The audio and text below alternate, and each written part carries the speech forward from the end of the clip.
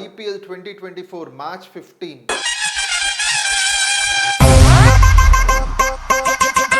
చిన్నస్వామి స్టేడియంలో జరిగే ఈ మ్యాచ్ ఆర్సీబీ వర్సెస్ ఎల్ఎస్జీ ఆడుతున్నారు. ఈ మ్యాచ్లో ఇప్పటికే ఆర్సీబీకి టెరిఫిక్ రికార్డ్ ఉంది. ఆ రికార్డ్ గురించి మాట్లాడే ముందు ఫస్ట్లీ పిచ్ గురించి మాట్లాడుకోవాలి. ఆర్సీబీ టీమ్కి ఈ పిచ్ ఎంతో ఫేవరబుల్గా ఉంటుంది.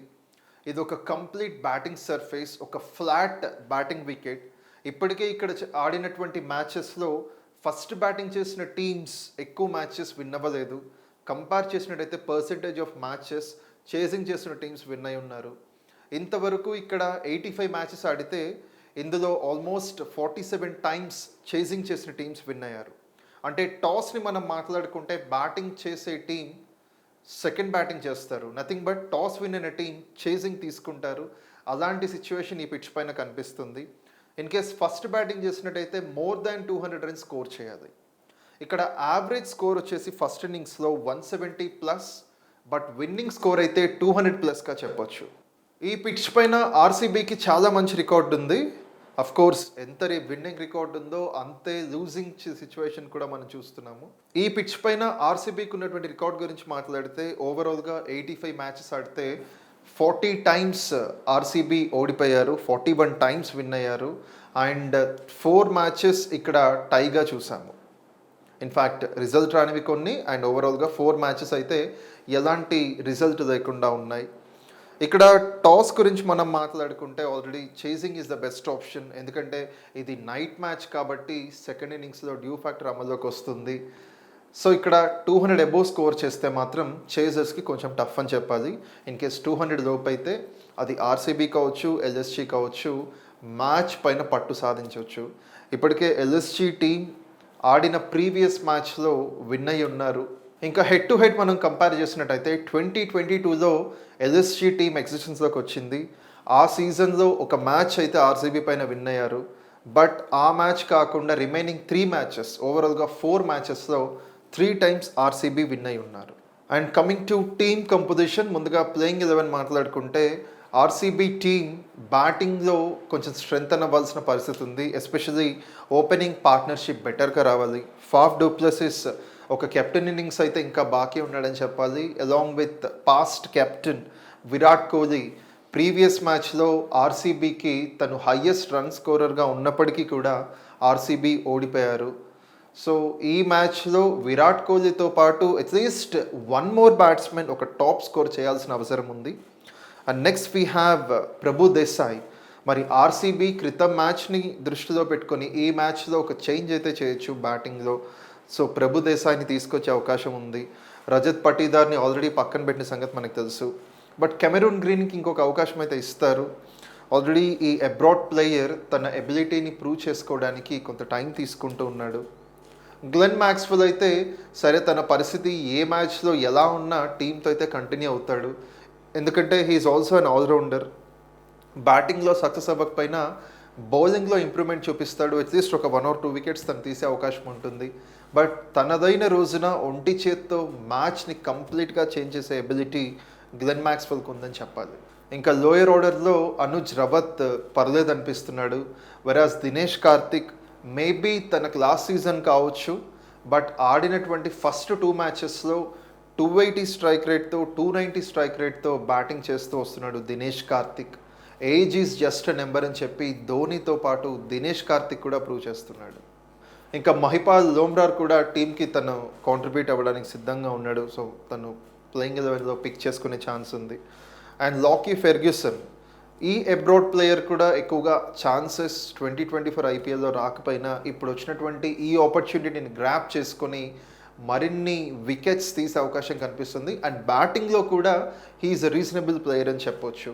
కమింగ్ టు బౌలింగ్, ఈసారి కంప్లీట్గా మన ఇండియన్ బౌలర్స్నే తీసుకుంటారు. బట్ సీనియర్ బౌలర్స్ని కాకుండా విజయ్ కుమార్ వైశ్యక్ అండ్ యష్ దయాల్ని తీసుకునే ఛాన్స్ ఉంది. In fact Yash Dayal. So Yash Dayal and Vijay Kumar Vyshak క్రితం సీజన్స్లో కూడా ప్రూవ్ చేసుకున్నటువంటి బౌలర్స్. ఎందుకంటే మహమ్మద్ సిరాజ్ కంప్లీట్గా రన్స్ ఆఫర్ చేస్తున్నాడు. మరి ప్లేయింగ్ 11లో తను కంటిన్యూ అవుతాడా లేదా అనేది లాస్ట్ మూమెంట్ వరకు అనుమానమే. ఇన్ కేస్ మహమ్మద్ సిరాజ్ని పక్కన పెడితే తనని రీప్లేస్ చేయడానికి విజయ్ కుమార్ వైశ్యక్ సిద్ధంగా ఉన్నాడు. క్రితం సీజన్స్లో కూడా తను అదర్ ఫ్రాంచైజెస్కి ఆడినప్పుడు మ్యాచ్లో 1 or 2 వికెట్స్ తీస్తూ వస్తున్నాడు. తన పొటెన్షియల్ బాగుంది. సో ఆర్సీబీ కీ బౌలర్గా విజయ్ కుమార్ వైశ్యక్ని, తనతో పాటు యష్ దయాల్ని పిక్ చేసుకునే అవకాశం కనిపిస్తుంది. ఇంకా ఎల్ఎస్జీ టీం అయితే ఈసారి కైలర్ మేర్స్కి పెద్దగా ఛాన్సెస్ ఇస్తారనుకోవట్లేదు. ఇప్పుడున్న సిచ్యువేషన్లో అయితే క్వింటన్ డికాక్ని ఓపెనర్గా తీసుకొచ్చే అవకాశం ఉంది. క్రితం మ్యాచ్లో తను హాఫ్ సెంచరీతో ప్రూవ్ చేసుకున్నాడు. ఒక మ్యాచ్ విన్నింగ్ నాక్ అయితే క్వింటన్ డికాక్ నుంచి చూసాము. తనతో పాటు కేఎల్ రాహుల్ కూడా ఇటు కెప్టెన్సీ రెస్పాన్సిబిలిటీయే కాదు, బ్యాటింగ్లో కూడా రాణిస్తున్నాడు Rahul. So classy Rahul along with Quinton de Kock will be the openers for LSG side. Devdutt Padikkal, Ayush Badoni middle ఆర్డర్లో అంటే నెంబర్ 3, నెంబర్ 4 బ్యాట్స్మెన్గా వచ్చే అవకాశం కనిపిస్తుంది. సో వీళ్ళ ప్రెజెన్స్ కారణంగా ఎల్ఎస్జీ టీం బ్యాటింగ్ని మరింత స్ట్రెంథన్ చేసుకుంటారు. దీపక్ హుడా కూడా బ్యాటింగ్ అద్భుతంగా చేస్తున్నాడు. గతంలో చెన్నై కాడిన ఎక్స్పీరియన్స్ దీపక్ హుడాకు ఉంది. అండ్ బౌలింగ్లో కూడా రాణిస్తున్నాడు. ఇండియన్ టీంకి కూడా కొన్ని మ్యాచెస్ ఆడి ఉన్నాడు దీపక్ హుడా. బ్యాటింగ్లో ఒక సెన్సేషన్ క్రియేట్ చేయడానికి అయితే నికోలస్ పూరన్ కనిపిస్తున్నాడు. ప్రీవియస్ మ్యాచ్లో అంత ఇంపాక్ట్ క్రియేట్ చేయకపోయినా అఫ్కోర్స్ తను ఎక్కువగా ఓవర్స్ లేనప్పుడు తను బ్యాటింగ్ వస్తాడు, మోస్ట్లీ డెత్ ఓవర్స్లో. But maybe 10th over 12th ఓవర్లో తను క్రీజ్లోకి వచ్చినా సరే top of the runs with a better strike rate score చేయడం మనం చూస్తాము. ఇంకా ఆల్రౌండర్స్ విషయానికి వస్తే మార్కస్ స్టోనిస్ కూడా ఉన్నాడు. 2 విధాలుగా ఇటు బ్యాటింగ్లోను బౌలింగ్లోను స్టోనిస్ టీంకి సపోర్ట్ చేస్తాడు. మిడిల్ ఓవర్స్ బౌలింగ్లో స్టోనిస్ అడపాదడపా వికెట్స్ తీసుకుండడంలో మనం చూస్తున్నాము. ఇంకా స్పిన్ విషయానికి వస్తే కృణాల్ పాండ్యా అండ్ రవి బిష్నోయ్ వాళ్ళ స్థాయికి తగ్గట్టుగా ఈ సీజన్లో పర్ఫామ్ చేయకపోయినా వాళ్ళ ఎక్స్పీరియన్స్ ఖచ్చితంగా హెల్ప్ అవుతుంది. ఫ్రాంచైజ్ క్రికెట్కి మాత్రమే కాదు, ఇప్పుడు ఇండియన్ క్రికెట్కి కూడా వాళ్ళు ఆడటం మనం చూసాము. ఇంకా పేస్ విషయానికి వస్తే పవర్ ప్లేని స్టార్ట్ చేయడానికి నవీన్ ఉల్ హక్ అండ్ మోసిన్ ఖాన్ సిద్ధంగా ఉన్నారు. వీళ్ళు మరీ ఫాస్ట్ బౌలర్స్ కానప్పటికీ కూడా వికెట్ టేకింగ్ ఎబిలిటీ ఉంది, ఎకనామికల్ బౌలింగ్ కూడా చేయగలరు ఇద్దరు. సో ఎల్ఎస్జీ టీం ఆర్సీబీకి ఒక క్లియర్ ఛాలెంజ్ ఇవ్వడానికి రెడీగా ఉంటారు వాళ్ళ హోమ్ సాయిల్లో. ఇంకా కీ ప్లేయర్స్ మనం మాట్లాడుకుంటే ఎల్ఎస్జీ సైడ్ నుంచి క్వింటన్ డికాక్ ఇంకొక మ్యాచ్ విన్నింగ్ నాక్ ఆడటానికి రెడీగా ఉన్నాడు. ఓపెనర్గా on either parts of the wicket he scoring the runs along with KL Rahul as well. Deepak Hooda యొక్క ఆల్రౌండ్ పర్ఫార్మెన్స్ కూడా టీంకి ఇంపార్టెంట్. అండ్ నికోలస్ పూరన్ యొక్క మెరుపులు కూడా మనం మరొకసారి చూడొచ్చు.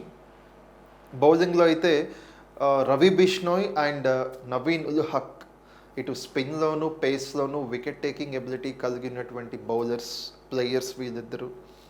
Now coming to RCB side, ఈ మ్యాచ్లో మరి మాక్స్వెల్ బౌలింగ్తో పాటు బ్యాటింగ్లో కూడా రాణించాలని చెప్పేసి సపోర్టర్స్ అందరూ ఎక్స్పెక్ట్ చేస్తున్నారు.